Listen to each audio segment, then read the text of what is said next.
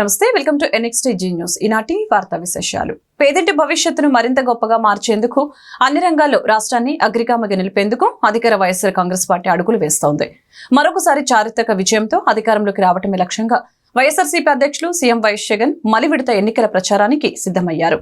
రాష్ట్రంలో 175కి 175 అసెంబ్లీ స్థానాలు, 25కి 25 లోక్సభ స్థానాల్లో విజయమే లక్ష్యంగా ఎలక్షన్ ప్రచారం సాగనుంది.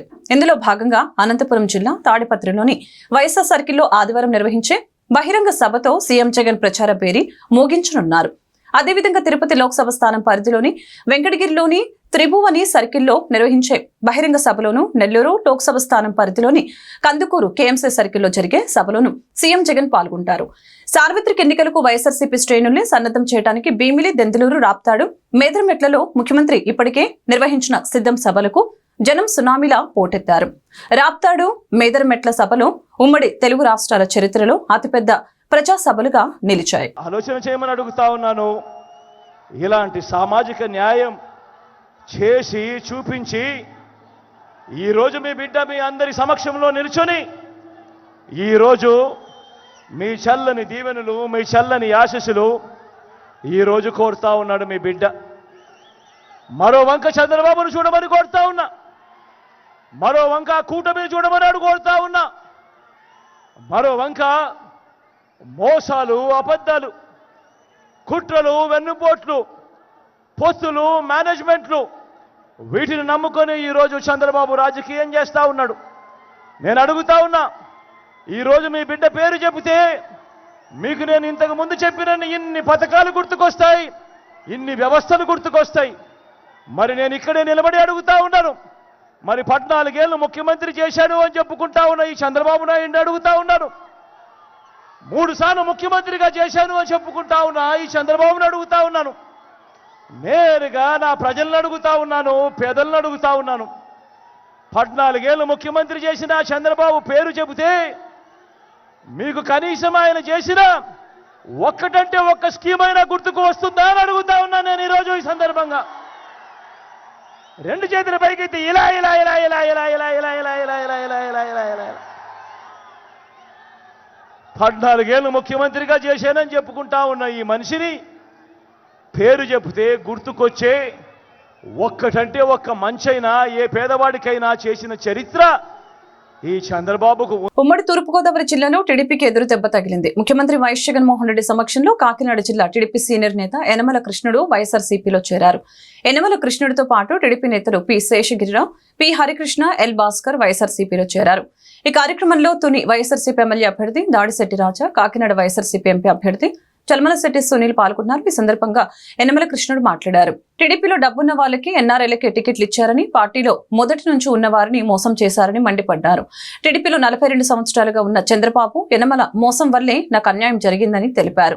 చంద్రబాబు బీసీలను మోసం చేశారని అనటానికి నేనే ఉదాహరణ. ప్రజలకు సేవ చేయడానికి రాజకీయాల్లో ఉన్నాను. నాకు తుని టికెట్ ఇవ్వకపోగా నన్ను ఘోరంగా అవమానించారు. తునిలో ఈరోజు యనమల రామకృష్ణుడు లేరు అంటూ కృష్ణుడు ధ్వజమెత్తారు. 42 సంవత్సరాలు సర్వీస్ చేసినప్పటికీ తాలూకా పదవులతోటే తృప్తి చెందాము తప్ప ఇప్పుడు జిల్లాలో ఉన్నటువంటి జిల్లా పరిషత్ కానీ, గ్రంథాలయం కానీ, సెంట్రల్ బ్యాంక్ కానీ ఎప్పుడు ఆశించలేదు. నియోజకవర్గంలో ప్రజలకు సేవ చేయడం పరమావధిగా భావిస్తూ పనిచేసాం. ఈ రోజున వేరే పార్టీలోకి వెళ్ళడం బాధగా ఉన్నప్పటికీ ఇప్పుడున్నటువంటి మోసపూరితమైన రాజకీయాలకి మొదలగా తప్పలేదు. తప్పనిసరిగా రేపు రాష్ట్ర వైఎస్ఆర్ పార్టీ అధ్యక్షులు జగన్మోహన్ రెడ్డి గారి అధ్యక్షతన విజయవాడలో నేను, నాతో ఉన్నటువంటి నా అనుచరులు జాయిన్ అవ్వడం జరుగుద్ది. తప్పనిసరిగా తుని నియోజకవర్గంలో వైఎస్ఆర్ పార్టీని. రాష్ట్ర ముఖ్యమంత్రి వైఎస్ జగన్మోహన్ రెడ్డి పాలనలో ఏపీ గంజాయి విక్రయాలకు కేంద్ర బిందువుగా మారిందని గుంటూరు పార్లమెంటు కూటమి అభ్యర్థి పెమసాని చంద్రశేఖర్, తూర్పు ఎమ్మెల్యే అభ్యర్థి మహమ్మద్ నజీర్ అహ్మద్ ఆరోపించారు. వైసీపీ ప్రభుత్వం సాగించిన అవినీతిపై చర్చకు సిద్ధంగా ఉన్నామని సవాల్ విసిరారు. గుంటూరు తూర్పు నియోజకవర్గంలో జరిగిన ఎన్నికల ప్రచారంలో ఎంపీ అభ్యర్థి పెమసాని చంద్రశేఖర్, ఎమ్మెల్యే అభ్యర్థి నజీర్ అహ్మద్ పాల్గొన్నారు. ఈ సందర్భంగా స్థానికులు వారికి బ్రహ్మరథం పట్టారు. శ్రీనగర్ వాసులు గజమాలతో వారిని సత్కరించారు. మహిళలు మంగళహారతులు పట్టి నీరాజనాలు పలికారు. ఈ సందర్భంగా వారు మాట్లాడుతూ ఈ జన ప్రపంచనాన్ని చూస్తూ ఉంటే టీడీపీ విజయం ఖాయమని తెలిపారు. గత 10 ఏళ్లుగా ఎప్పుడైనా ఈ వీధుల్లో సందుల్లో ఎమ్మెల్యే ముస్తఫా తిరిగారా అని ప్రశ్నించారు. కృష్ణానది పక్కనే ఉన్న నీటి సౌకర్యాలు అందుబాటులో ఉన్న గుంటూరుకు ఎందుకు నీరు అందించలేకపోయారని నిలదీశారు. ఈ పర్యటనలో జనసేన నగర అధ్యక్షులు నేరెల సురేష్ కుమార్, నగర టీడీపీ అధ్యక్షులు డేగల ప్రభాకర్, బీజేపీ జిల్లా అధ్యక్షులు వనమ నరేంద్ర వర్మ, 51 డివిజన్ కార్పొరేటర్ ముప్పవరపు భారతి, ముస్లిం నాయకులు సయ్యద్ ముజీబ్, టీడీపీ, బీజేపీ, జనసేన నాయకులు పాల్గొన్నారు. గులకరాయ్ ఘటనలో సీఎం జగన్ కు ఆస్కార్ కు బదులు భాస్కర్ అవార్డు ఇవ్వాలని టీడీపీ జాతీయ ప్రధాన కార్యదర్శి నారా లోకేష్ ఎద్దేవా చేశారు. ఎన్నికల ప్రచారంలో భాగంగా మంగళగిరి మండలం నీరుకొండలో నిర్వహించిన రచ్చబండ కార్యక్రమంలో ఆయన మాట్లాడారు.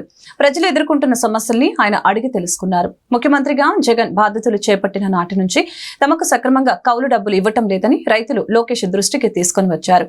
రాజధానిలో పేదలకు ఇచ్చే పింఛన్ డబ్బులు కూడా సకాలంలో రావటం లేదని వాపోయారు.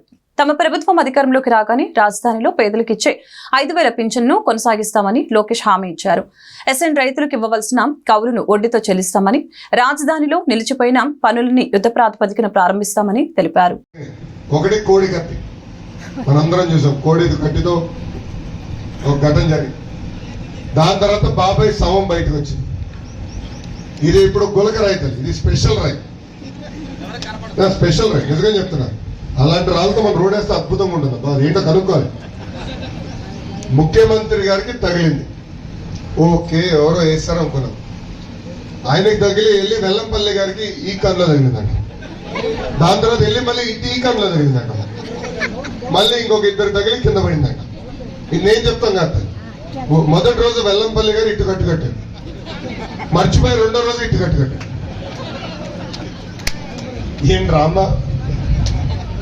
మళ్ళీ ఈయన బస్ యాత్ర జరిగే వరకేమో కట్టుండే, ఇక్కడ ఏదో కట్టాడు పెద్ద. ఆ ప్యాచ్ కూడా ముందల రోజు చిన్నది, పాదయాత్ర రోజులు పెరిగి అది పెద్దగా అయిపోయింది. ఓకే, అయిపోయింది. నిన్నేదో ప్రెస్ మీట్ పెట్టాడు, రాక ప్రెస్ మీట్ పెట్టాడు. కనీసం ఒక చిన్న గాయలేదు, మొత్తం పోయింది. మ్యాజిక్. అసలు గులకరాయి ఎంత పవర్ఫుల్. తగిలింది, రక్తం గారింది, మరి గాయం మట్టుకు లేదు, మొత్తం పోయింది. స్పెషల్ గులకరాయి. క్రికెట్ బాల్ లాగా ఇక్కడ తగిలి పక్కనోడు తగిలి అంత 10 మంది తగులు తగిలింది గులకరాయి. నిజంగానే జగన్మోహన్ రెడ్డి గారికి భాస్కర్ అవార్డులు ఇవ్వాలి. ఆస్కర్ కన్నా భాస్కర్ అవార్డులు ఇస్తే అద్భుతమైన నటుడి కింద ఆయనకి అవార్డు ఇవ్వచ్చు. వాస్తవం ఈయనకి చెప్పాలి, రాజమౌళి గారికి చెప్పాలి. మంచి ఐడియా. రాజమౌళి గారికి ఫోన్ చేస్తాను ఈరోజు. గురుగారు వీళ్ళందరితో మీరు జగన్మోహన్ రెడ్డి గారిని పెట్టండి, గ్యారెంటీగా ఆస్కర్ వచ్చేస్తుందని చెప్తారు. అంత అద్భుతంగా నటిస్తున్నారు. దాన్ని అమ్మ ఒక సామెత ఉంది, అబద్ధం ప్రపంచం చుట్టూ తిరిగి వచ్చే లోపల నిజం గడప దాటదని. ఈరోజు మళ్ళీ వాళ్ళు దుష్ప్రచారం చేసానికి వస్తున్నారు. దయచేసి ఆ దుష్ప్రచారం నమ్మద్దని. పేదరిక నిర్మూలనకు వైసీపీ మేనిఫెస్టో దోహదపడుతుందని గుంటూరు పార్లమెంట్ వైసీపీ అభ్యర్థి కిలారి రోసయ్య తెలిపారు. సీఎం జగన్మోహన్ రెడ్డి ముందు చూపుతో పెద్దెత్తున సంక్షేమ కార్యక్రమాలు అమలు చేశారని చెప్పారు. పేదరిక నిర్మూలన కోసం చంద్రబాబు ఏం చేశారని ప్రశ్నించారు. ఈ మేరకు గుంటూరులో ఏర్పాటు చేసిన మీడియా సమావేశంలో కిలారి రోసే మాట్లాడారు. పెమ్మసాని చంద్రశేఖర్ డబ్బు అహంకారంతో మాట్లాడుతున్నాడని ధ్వజమెత్తారు. వాస్తవాలు తెలుసుకుని పెమ్మసాని ఆరోపణలు చేస్తే బాగుంటుందని తెలిపారు. పొన్నూరు నియోజకవర్గంలో 30 ఏళ్లలో జరిగిన అభివృద్ధి చేసి చూపించారని అన్నారు. ఎన్నికలు జరగగానే పెమ్మసానికి ప్రజలు రిటర్న్ ఫ్లైట్ కి టికెట్లు ఇచ్చి పంపిస్తారని ఎద్దేవా చేశారు. పన్నుల రూపాయన ఏపీలో పెమ్మసాని రూపాయి కూడా ట్యాక్స్ కట్టలేదని ఆరోపించారు.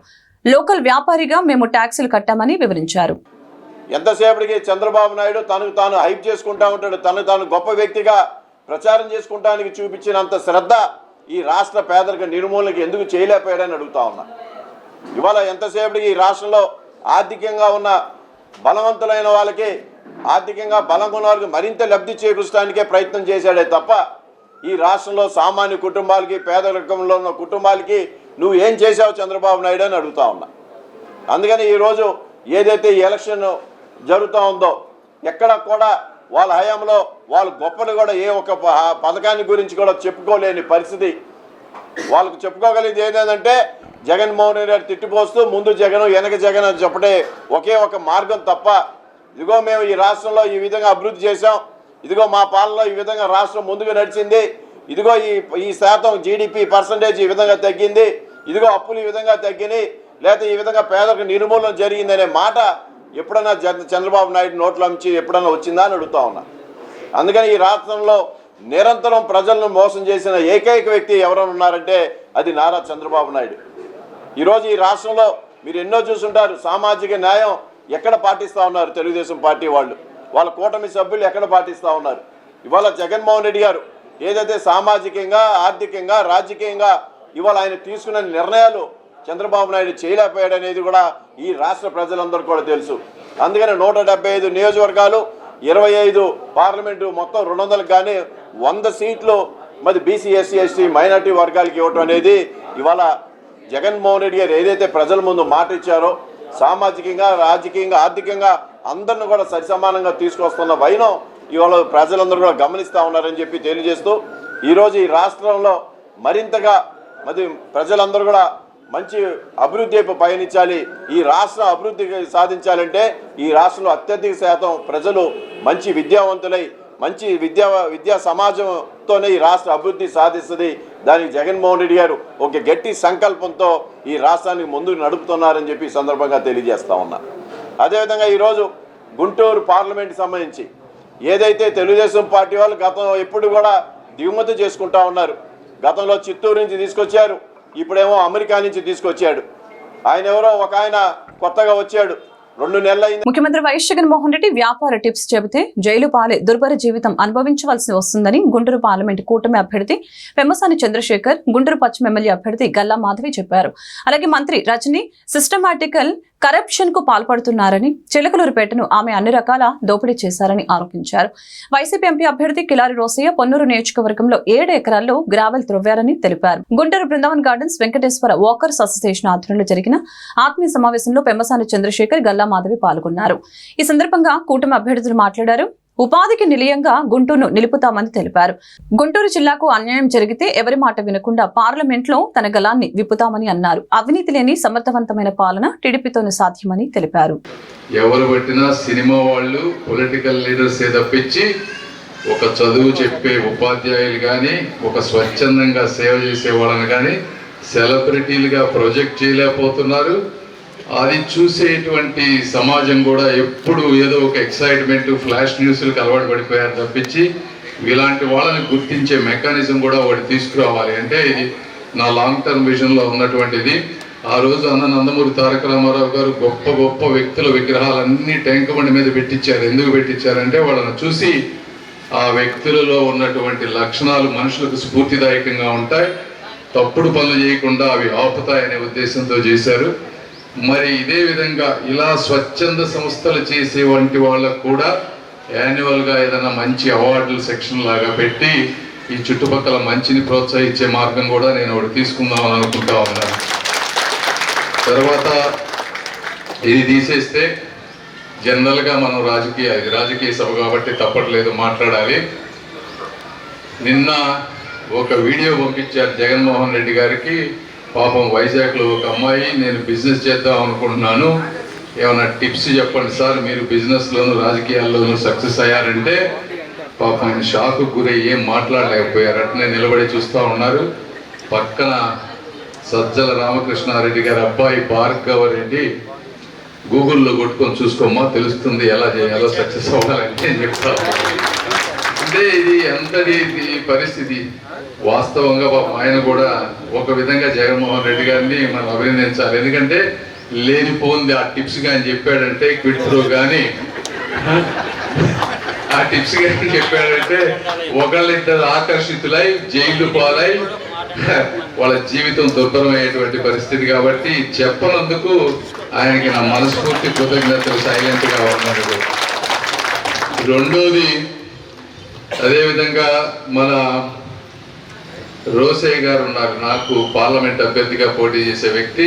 నేను జనరల్గా మాట్లాడకూడదు అనుకుంటా ఉన్నా వాళ్ళ గురించి, ఎందుకంటే నేనేం చేద్దామో చెప్తాం అనుకున్నా. అయితే నిన్న ఒక ఇంటర్వ్యూ రిలీజ్ అయితే అది కూడా పంపించారు, చూశాను. ఆ ఇంటర్వ్యూలో ఆయన చెప్తా ఉన్నారు, ఇది 3 క్యాపిటల్స్ అనేవి ఉండాలి, ఒక క్యాపిటల్ ఉండకూడదు. ఈ క్యాపిటల్ ఒక వర్గానికి చెందిన వాళ్ళకి, రియల్ ఎస్టేట్ చేసుకునే వాళ్ళకి పరిమితమైంది. కాబట్టి ఇది 3 క్యాపిటల్ ఉన్నాయని చెప్పి ఆయన సమర్థిస్తూ మాట్లాడారు. రోసయ్య గారు, నేను ఒకటే చెప్తా ఉన్నా, మీరు అక్కడ పొన్నూరులో ఈ విధంగా ఎంతో 700 అలాగే జగన్మోహన్ రెడ్డి గారి అక్రమాల గురించి, అరాచకాల గురించి కూడా మనం ఈరోజు ప్రస్తావించాల్సిన పని లేదు. అది కూడా ఇక్కడ కూర్చున్న ప్రతి ఒక్కరికి తెలుసు. అమ్మలు ఎంతో మంది కూర్చున్నారు. అందులో ముఖ్యంగా అరాచకానికి గురైన వాళ్ళు ఎవరైనా ఉన్నారా అంటే మహిళలు మాత్రమే. ప్రతి ఒక్కరికి ఆ విషయాలన్నీ తెలుసు. ఈరోజు రకరకాల నిందలతో భయాందోళనతో ప్రజలందరినీ ఓటు వేయడానికి కూడా ఆలోచించేలాగా మానసికంగా ఒక రకమైన ఫీలింగ్ ని క్రియేట్ చేస్తూ వస్తున్నారు జగన్మోహన్ రెడ్డి గారి ప్రభుత్వం. మీరందరూ కలిసికట్టుగా ఉన్నారు, నేను ఒక్కడే ఉన్నాను అంటూ కళ్ళబొల్లి మాటలు చెప్తూ ఉన్నావు. అయితే నేను ఒకటే అడుగుతున్నాను, మీరు మాత్రం ఒక్కళ్ళే ఎలా వస్తున్నారు? మీరు చాలా రకాలైన బలాలతో వస్తున్నారు. అక్రమాలతో, అరాచకాలతో, అవినీతితో, అసమర్థతతో, అబద్ధాలతో ఆంధ్ర రాష్ట్ర ప్రజల్లోకి వస్తున్నారు. మరి అలాంటి బలమైన అరాచకాన్ని, రాక్షసత్వాన్ని ఎదుర్కోవాలంటే బహుశా ఒక పవన్ కళ్యాణ్ గారు, ఒక బీజేపీ కాదు, ఈరోజు ఆంధ్ర రాష్ట్రంలో ఉన్న ప్రతి ఒక్క మనిషి దానికి భాగస్వాములుగా అవ్వాల్సిన పరిస్థితి ఏర్పడింది. ఈ రోజు ఒక ఎంపీ గారు గాలో, ఎమ్మెల్యే గారు గాలో మేము మీ ముందు నుంచున్నామే తప్ప ఇక్కడ ప్రతి ఒక్కరికి ఈ ఆంధ్ర రాష్ట్రంలో ఎందుకు ఓటేయాలో చెప్పి ప్రతి ఒక్కరిని మన వైపుకి ఓటుకి తీసుకురావాల్సిన బాధ్యత అందరికీ ఉంది.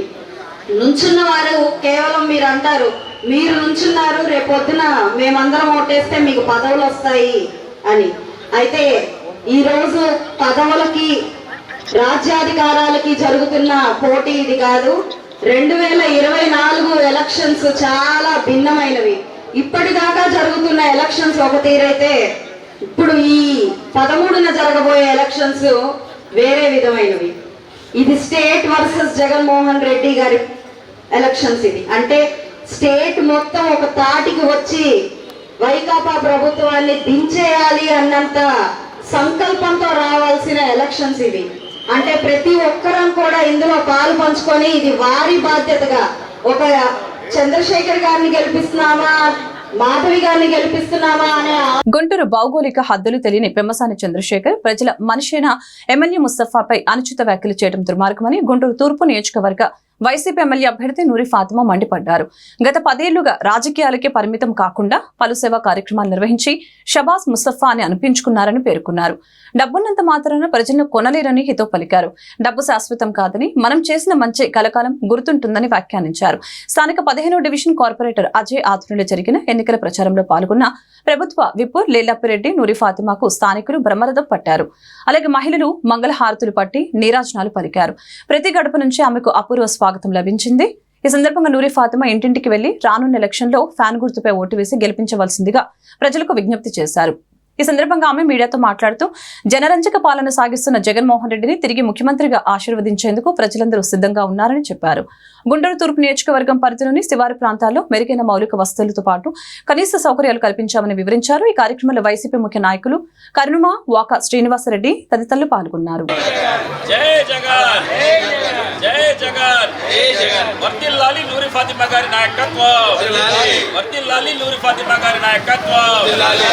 ఈరోజు మరి రెడ్ల బజార్లో 15వ వార్డులో గుంటూరు తూర్పులో ఎన్నికల ప్రచారం సాగుతూ ఉంది. ఎక్కడికి వెళ్ళినా కూడా అనూహ్య స్పందన.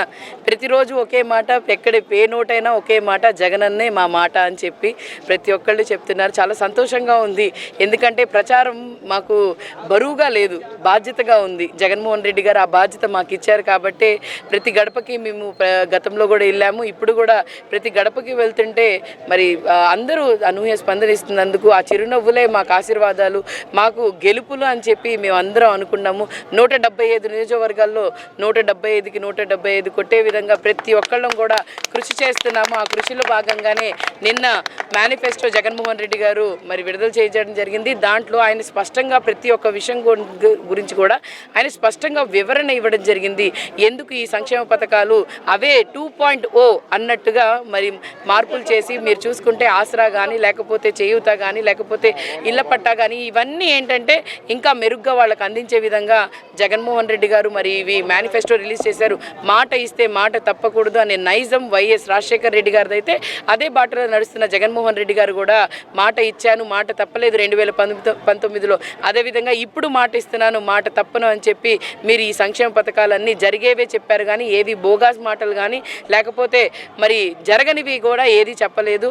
ఆయన ఒకే మాట మీద ఉన్నారు, నా ప్రజలు నా కోసం మరి నా నమ్మకం కోసం నా మాట కోసం ఉన్నారు, ఖచ్చితంగా నేను వాళ్ళకి వన్నెంటే ఉండాలి అని చెప్పి ఈరోజు మీరు చూసుకుంటే ప్రతి కుటుంబంలో కూడా జగన్మోహన్ రెడ్డి గారు సీఎం అయితే నా కొడుకు సీఎం అయ్యాడు, నా మామ సీఎం అయ్యారు, నా అన్న సీఎం అయ్యారు అని చెప్పుకునే విధంగా ఆయన ప్రతి ఒక్క చోట కూడా ఈ ఉన్న ప్రతి ఒక్క ప్రజానికని చెప్తున్నారు. ఈరోజు మరి అదే మాటగా గుంటూరు తూర్పులో మీరు చూసుకుంటే ఎక్కడికి వెళ్ళినా కూడా ముస్తఫా గారు అని అంటే మంచితనం మానవత్వం ఉన్న నాయకుడు, ఆయన నిరంతరం పేదల కోసం కష్టపడే వ్యక్తి అని చెప్పి ప్రతి ఒక్కళ్ళు చెప్పడం జరిగింది.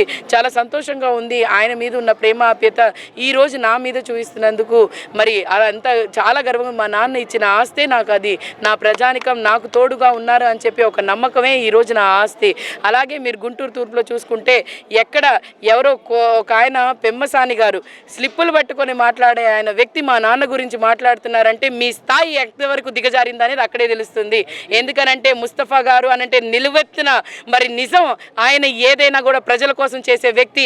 ఎప్పుడైనా ఈ 6 నెలల ముందు 3 నెలల ముందే మీరు వచ్చారు, మేము 10 సంవత్సరాల నుంచి ఉన్నాం, 13 సంవత్సరాలు. తూర్పు నియోజకవర్గంలోని స్థానిక 15వ వార్డులో రెడ్ల బజార్లో మా గుంటూరు వైఎస్ఆర్సీపీ తూర్పు నియోజకవర్గ అభ్యర్థి అయినటువంటి నూరి ఫాతిమా గారు పర్యటించడం జరిగింది. ఈ పర్యటనకి జనాలందరూ కూడా విశేషణ స్పందనతో అందరూ కూడా సొంత బిడ్డని ఏ విధంగా అయితే ఆదరిస్తారో ఆ విధంగా ఆదరిస్తూ అందరూ కూడా ఆడవారు మగవారు అని తేడా లేకుండా ఆడవారైతే ఎంతో ఉత్సాహంగా నీకెందుకు పూర్తి స్థాయిలో మీ వెనకాల ఉండి మేము పనిచేస్తాం, రాబోయే రోజుల్లో మిమ్మల్ని గెలిపించుకోవడం ఎంత ఇంపార్టెంటో అదేవిధంగా జగన్మోహన్ రెడ్డి గారిని ముఖ్యమంత్రి చేసుకోవడం కూడా అంత ఇంపార్టెంట్ అన్న విషయాన్ని మీ అందరం కూడా గమనించి ఉన్నాం కాబట్టి మీ వెనకాల పూర్తిగా నడుస్తాము, మిమ్మల్ని పూర్తిగా గెలిపించుకునే బాధ్యత మాది అని చెప్పారు. అదేవిధంగా ఇక్కడ కొన్ని విషయాలు కూడా కొన్ని విషయాల్లో కూడా వాళ్ళు మాట్లాడుతూ ఎవరు ఎంతమంది డబ్బులు అమ్ముడిపోయినా కూడా అవసరమైతే మా సొంత డబ్బులు ఖర్చు పెట్టైనా సరే మేము ఈ పార్టీకి మీ గెలుపుకి కృషి చేస్తామని చెప్పేసి వీళ్ళందరూ తెలపడం జరిగింది. గుంటూరు తూర్పు నియోజకవర్గంలో 15వ డివిజన్లోని రెడ్ల బజార్లో మరి నూరి ఫాతిమా గారి ప్రచార కార్యక్రమం జరుగుతూ ఉంది. నిజంగా ఈ ప్రచార కార్యక్రమం చూస్తూ ఉంటే ఒక విజయోత్సవంలా కనబడతా ఉంది. ప్రజల ఆదరణ వైఎస్ఆర్ కాంగ్రెస్ పార్టీకి ఎంత ఉందో మనం నిజంగా ప్రజా దర్పణంలో చూడవచ్చు. ప్రజల దగ్గర ఉన్న అభిమానం కానీ ప్రజలు స్వాగతిస్తున్న విధానం చూస్తూ ఉంటే నిజంగా వైఎస్ జగన్మోహన్ రెడ్డి గారు చేస్తున్న పథకాలు కావచ్చు, ఆయన చేస్తున్న పరిపాలన కావచ్చు, ఆయనపై నమ్మకం కావచ్చు, ప్రజలకు ఎంత ఉందో అనేది స్పష్టంగా కనబడతా ఉంది. రాబోయే రోజుల్లో వైఎస్ఆర్ కాంగ్రెస్ పార్టీ గుంటూరు తూర్పు నియోజకవర్గంలో భారీ మెజార్టీతో గెలుస్తుందనే సాంకేతికం ఈరోజు గడప గడపకు తిరుగుతున్న కార్యక్రమంలో మేమంతా సిద్ధమనే కార్యక్రమంలో ప్రతి ఒక్కళ్ళకు కూడా తెలుస్తూ ఉంది. ఏదేమైనా సరే రాబోయే రోజుల్లో నూరి ఫాతిమా గారి యువ నాయకురాలని మనం చూడలేము. అంత కార్యదీక్షత పట్టుదల ఉన్న నాయకురాలు కాబట్టి ప్రతి ఒక్కరు కూడా వైఎస్ఆర్ కాంగ్రెస్ పార్టీని ఆశీర్వదించి భారీ మెజారిటీతో గెలిపించాలని చెప్పి మనస్ఫూర్తిగా కోరుకుంటున్నాను. YCP manifesto Bhagavad Gita, Quran, Bible లాంటిదని ఆ పార్టీ గుంటూరు రీజనల్ కోఆర్డినేటర్ మరి రాజశేఖర్, గుంటూరు పార్టీ అర్బన్ అధ్యక్షులు మద్దాలగిరి, మాజీ ఎంపీ మోదుగుల వేణుగోపాల్ రెడ్డి, మాజీ మంత్రి రావుల కిషోర్ బాబు పేర్కొన్నారు. చక్కటి ప్రజా పరిపాలనకు ఈ మేనిఫెస్టో దిక్సూచి అని తెలిపారు. ఏదైతే అమలు చేస్తామో అదే మేనిఫెస్టోలో చూపించామని తెలిపారు. గత మేనిఫెస్టోలో పెట్టిన 99% హామీలను అమలు చేశామని అన్నారు. ఈ మేరకు గుంటూరు జిల్లా వైసీపీ రీజనల్ కార్యాలయంలో ఏర్పాటు చేసిన మీడియా సమావేశంలో వారు మాట్లాడారు. చంద్రబాబు ఎప్పుడు మేనిఫెస్టోలో చెప్పిన హామీలను అమలు చేయలేదని ఆరోపించారు. 2014 ఎన్నికలకు సంబంధించి రాష్ట్ర అభివృద్ధిని, ప్రజా సంక్షేమాన్ని కాంక్షిస్తూ వైఎస్ జగన్మోహన్ రెడ్డి ఆలోచనకు అనుగుణంగా నవరత్నాలు ప్లస్ మేనిఫెస్టో రూపొందించారని వివరించారు. ఈ మేనిఫెస్టో వలన కలిగే మంచి ఎల్లో మీడియాకు కనిపించకపోవడం దురదృష్టకరమని తెలిపారు. మేనిఫెస్టోని గౌరవ ముఖ్యమంత్రి జగన్మోహన్ రెడ్డి గారు రిలీజ్ చేయడం జరిగింది. మేనిఫెస్టోలోని ఉన్నటువంటి అంశాలన్నీ కూడా మీ అందరికీ విపులంగా మిత్రులు వివరించడం జరిగింది. గడిచిన 5 సంవత్సరాల కాలంలో అమలు చేసినటువంటి ప్రతి పథకం కూడా కంటిన్యూ చేయడం జరుగుతుంది. దానికి అదనంగా కొన్ని పథకాల్లో వాటిని పెంచి ఆ కుటుంబాల యొక్క ఆర్థిక పరిస్థితిని మరింత మెరుగుపరిచి సమాజంలో వాళ్ళకు ఒక ఉన్నత స్థానాన్ని కలగజేసి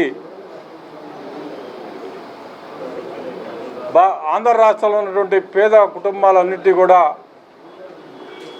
ఉన్నతంగా తీర్చిదిద్దాలని చెప్పి జగన్మోహన్ రెడ్డి గారు ఈ పథకాలని కంటిన్యూ చేయడం జరుగుతూ ఉంది. ముఖ్యంగా 2014లో ఒక మేనిఫెస్టో, ఉమ్మడి మేనిఫెస్టో అని పెట్టారు. మనందరికీ కూడా తెలుసు, 3 పార్టీలు కలిసి ఆ రోజు మోడీ గారు, పవన్ కళ్యాణ్ గారు, అలాగే చంద్రబాబు నాయుడు గారు. సుమారు 650 పేజీలతో ఆ మేనిఫెస్టోని అందరం కూడా చూసాం.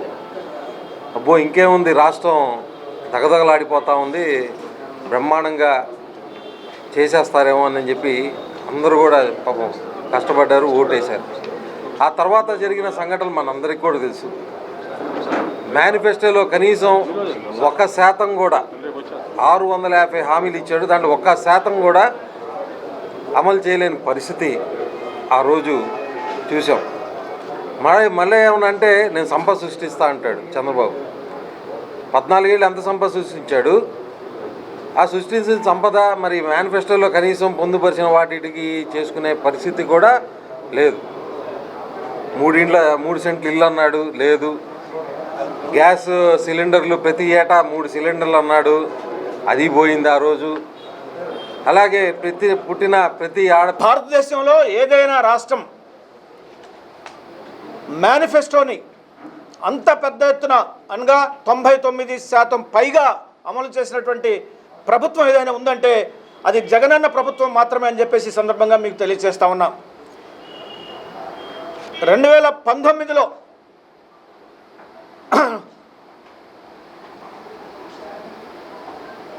తర్వాత అమలును మనం చూసాం. 2019లో ప్రభుత్వం ఏ విధంగా అమలు చేస్తూ వచ్చిందో మనం చూసాం. మేనిఫెస్టో రిలీజ్ చేయడం ముఖ్యం కాదు, కానీ అమలు చేసి ప్రజల యొక్క విశ్వాస్యతను చూరగొనటం అనేది ముఖ్యం. చంద్రబాబు నాయుడు గారు 2014లో మేనిఫెస్టో విడుదల చేశాడు, ఒక్కటి కూడా అమలు చేయలేదు. ఆయన క్రెడిబిలిటీ ఎంత భయంకరంగా దెబ్బతిందో మనం చూసాం. అందుకు భిన్నంగా 2019 నుంచి పరిపాలన మనం చూస్తే కుంకుమ బొట్లు పెట్టి ఆహ్వానం పలుకుతూ ఉన్నారు ఇటువంటి మేనిఫెస్టోని. దీంతో కూడా నమ్మకం కలిగించేటువంటి మనసున్న మహారాజు అనేటువంటి భావన పేద ప్రజల్లో ఏర్పడింది. Jaganmohan Reddy he may break but will not bend. ఆయన విరిగిపోతాడేమో కానీ వంగిపోయే మనస్తత్వం లేదు యాజ్ ఎ పొలిటీషియన్. ఈ రోజున ఇంత ఆర్థిక పరిస్థితుల్లో బాగున్నప్పటికి కూడా రాష్ట్రంలో ఉన్న ప్రజలు గర్వంగా ఉండాలి, ధనవంతులతోటి పోటీ పడాలి పేదవాడు అనేటువంటి భావంతో ఈ మేనిఫెస్టో మేనిఫెస్టోని విపులంగా చెప్పేశారు. దీంతోపాటు ఈ మేనిఫెస్టో చూస్తే నాకు ఒక అనుమానం కలుగుతూ ఉంది. వై నాట్ 175 అనేటువంటి దానికి ఇది ఒక ఫౌండేషన్ అనిపిస్తూ ఉంది నాకు. దాంతోపాటు ఈ రోజున ప్రతిపక్ష హోదా దక్కనటువంటి తెలుగుదేశం. ఈ వార్తలు ఇంతటితో సమాప్తం. మరొక బులెటిన్లో మళ్ళీ కలుద్దాం. నమస్కారం.